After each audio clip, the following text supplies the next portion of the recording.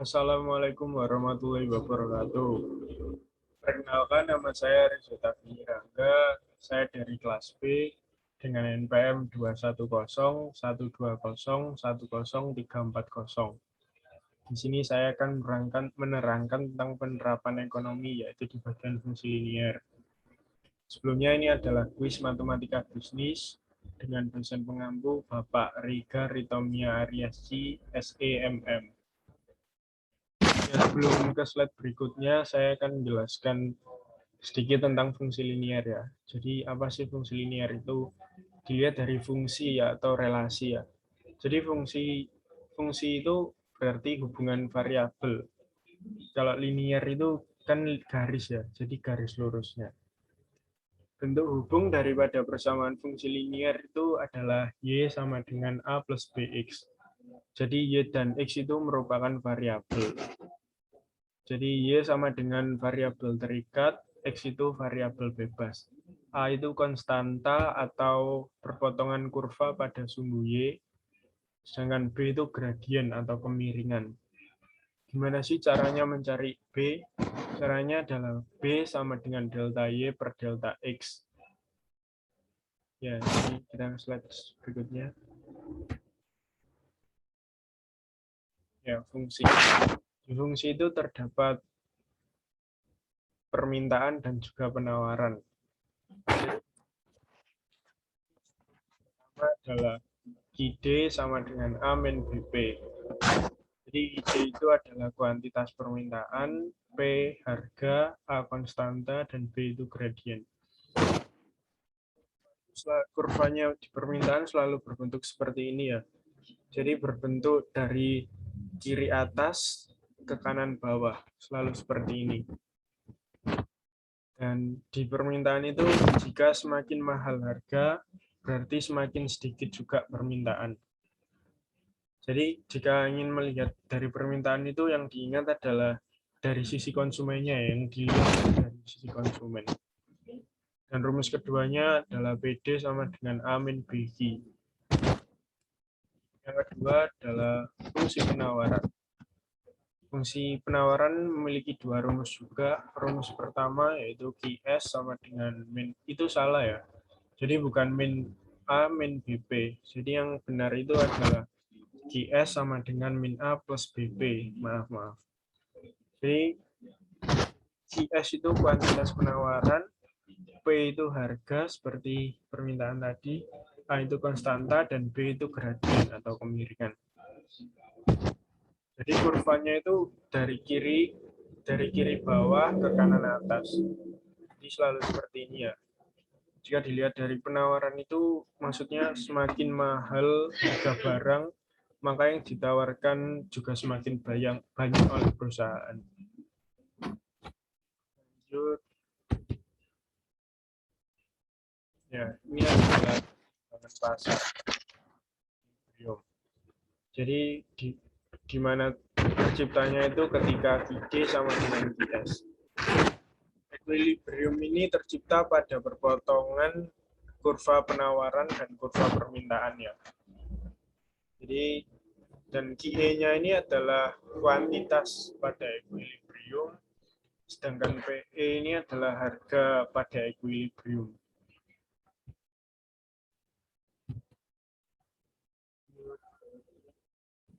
Kasus 1 atau contoh kasus pertama.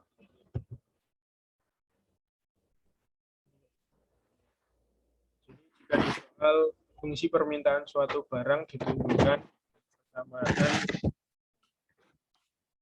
ID sama dengan 40 min P dan fungsi penawarannya IS sama dengan min 20 plus 2P.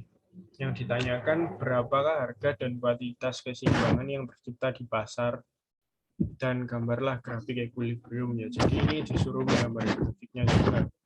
Kita mulai dari yang pertama. Jadi QD sama dengan QS. Jadi 40 min P sama dengan min 20 plus 2P itu kita pindah ya. Nilai yang ada di variabel ke sisi kiri, kemudian konstanta ke kanan.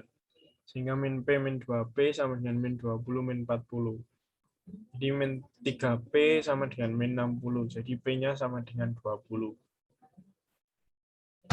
Terus selanjutnya, jika sudah ketemu P, berikutnya itu disubstitusikan ya. Jadi hasilnya Q sama dengan 40 min P, Q sama dengan 40 min 20. Jadi 20. Jadi equilibrium yang terjadi pada harga 20 di PE itu sama dengan 20 dan kuantitas juga 20. 20. Kemudian lanjut ke kurvanya karena P dan Q sudah ketemu 20. Kurva permintaan jika P sama dengan 0 ya. Jadi ID sama dengan 40 min P, ID sama dengan 40 min 0, ID sama dengan 40. Terus kurva penawarannya itu dimisalkan jika Hi sama dengan 0, jadi Hs sama dengan min 20 plus 2P, 0 sama dengan min 20 plus 2P. Jadi P 20 per 2, atau 20 dibagi 2. Jadi P itu sama dengan 10. Lanjut ke contoh kasus 2. Kita juga hampir sama seperti tadi. Jika fungsi permintaan suatu barang ditunjukkan dengan persamaan D sama dengan 30 min P, dan fungsi penawarannya GS sama dengan min 30 plus 3P. Berapakah harga dan kuantitas keseimbangan yang tercipta di pasar? Ini juga disuruh gambar ya, gambarlah grafik equilibriumnya. Jadi jawabannya ID sama dengan IS. Jadi belum. Jadi dipindah dulu variabel ke sisi kiri, kemudian konstantanya ke kanan. Jadi 30 min P sama dengan min 30 plus 3P. Di min P, min 3P sama dengan min 20, min 40. Min 4P sama dengan min 60. Jadi P-nya itu 15. Kemudian disubstitusikan, jadi Hi sama dengan 30 min P, Hi sama dengan 30 min 15. Jadi Hi-nya itu adalah 15. Jadi equilibrium terjadi pada harga 15, P sama dengan 15, dan kuantitas 15 juga, Y sama dengan 15. Kemudian berikutnya menggambar kurva jika sudah diketahui P 15 dan Y 15. Kurva permintaan jika diandaikan jika P sama dengan 0, jadi ID sama dengan 30 min P. ID sama dengan 30 min 0, jadi ID itu sama dengan 30. Kurva penawaran jika I sama dengan 0, maka QS sama dengan min 30 plus 3P. 0 sama dengan min 30 plus 3P, jadi P 30 per 3 atau 30 dibagi 3 ya, yaitu P sama dengan 10.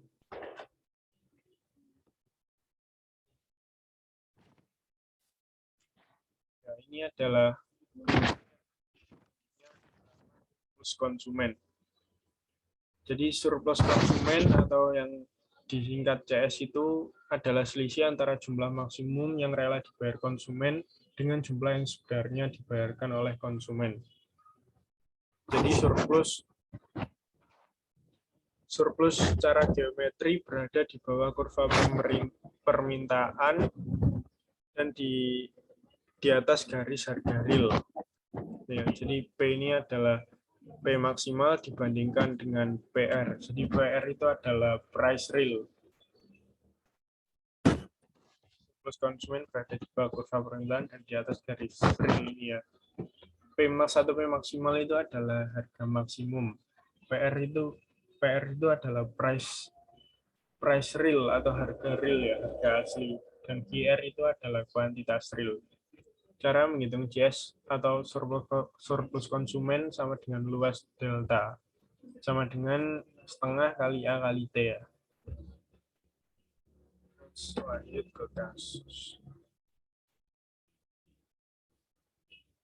Ya, contoh kasus surplus konsumen. Fungsi permintaan dari sebuah produk adalah P sama dengan 100 min 2G.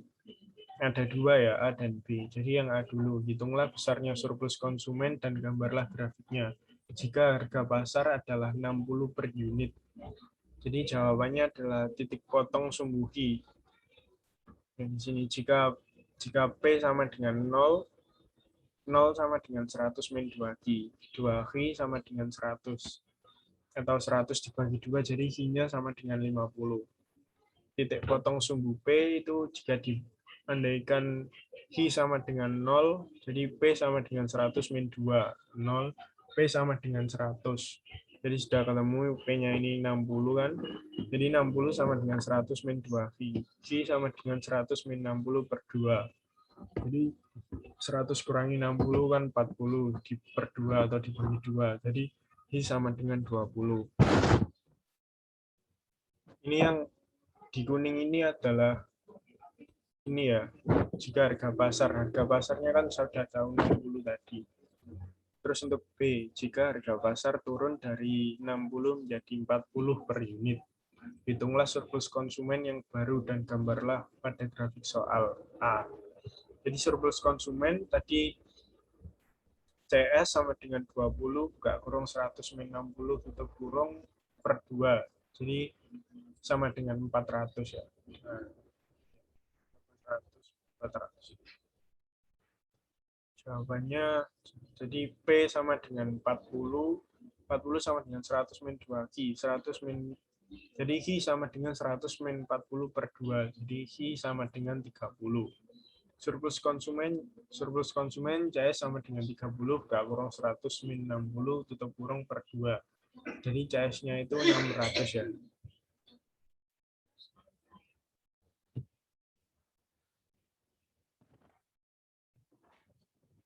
Lanjut ke berapa produsen. Jadi surplus produsen adalah selisih antara jumlah yang sebenarnya dengan harga terendah yang rela diterima produsen. Jadi ini ya, penerapan surplus produsen. Surplus produsen atau yang disebut PS adalah selisih antara jumlah sebenarnya yang diterima oleh produsen dengan harga terendah yang rela diterima oleh produsen. Jadi surplus produsen berada di atas kurva penawaran dan di bawah garis harga. Ini ya, garis harga.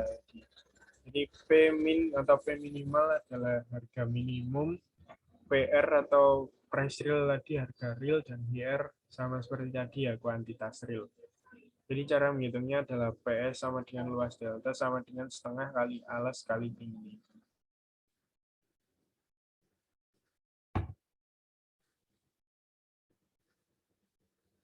Kemudian lanjut ke contoh kasus.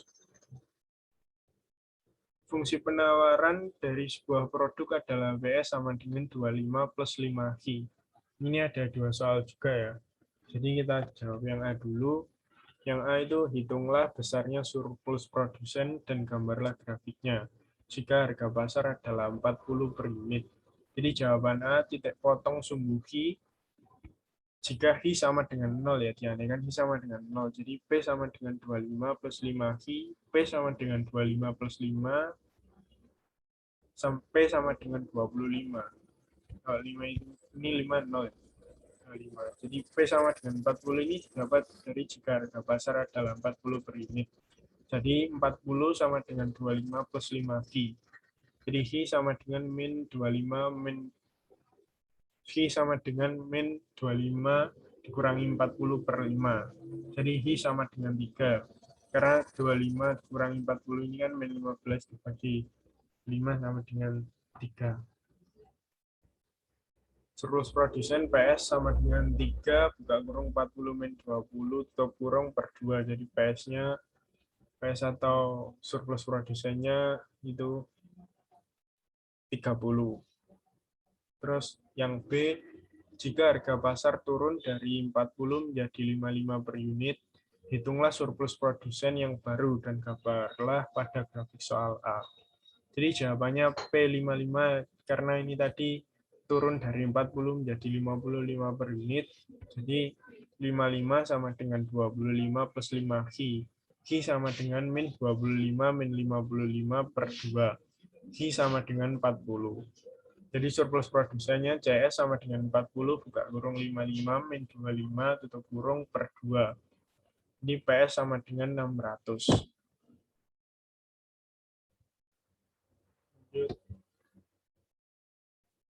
Ya ini adalah surplus total ya. Surplus konsumen dan surplus produsen. Sekarang kita membahas tentang penerapan surplus total. Jadi sebenarnya surplus total ini berapa nilai surplus produsen yang didapatkan ditambah nilai surplus konsumen yang didapatkan. Jadi surplus total atau biasa disebut TS adalah jumlah antara surplus konsumen dan surplus produsen. Jadi itu kayak nilai yang didapat dari surplus konsumen itu ditambah dengan nilai yang ada di surplus produsen. Jadi TS sama dengan ini ya. Maksudnya TS sama dengan CS plus PS. Jadi surplus konsumen plus surplus produsen. TS sama dengan surplus total, CS sama dengan surplus konsumen, dan PS sama dengan surplus produsen. Ini adalah grafiknya, jadi P maksimum, P maksimal, P minimal, asumsi harga real berada pada harga equilibrium.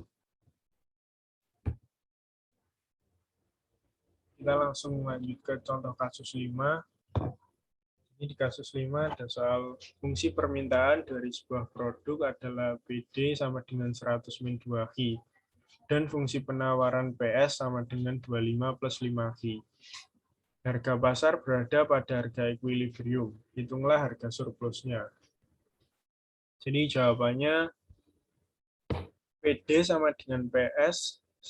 Jadi 100 sama min 2Q sama dengan 25 plus 5Q. Jadi min 2Q sama dengan 5Q sama dengan 25 min 100. Jadi 7Q, karena min 2Q min 5Q min 7Q sama dengan min 75. Sama Q sama dengan 10,7. Lalu disubstitusikan nilai Q sama dengan P sama dengan 25 plus 5Q, P sama dengan 25 plus 5, buka kurung 10,7 tutup kurung. Jadi P sama dengan 78,5. Jadi titik koordinat equilibrium berada di 10,7, 78 dan 78,5. CS sama dengan 600 dan PS sama dengan 30. TS sama dengan 600 ditambah 30. Jadi TS atau surplus totalnya 630. Ya, jadi sekian tentang penerapan ekonomi bagian fungsi linier. Mohon maaf jika ada kata yang kurang berkenan atau kurang dipahami, mohon dimaafkan. Sebelumnya terima kasih buat Pak Rega.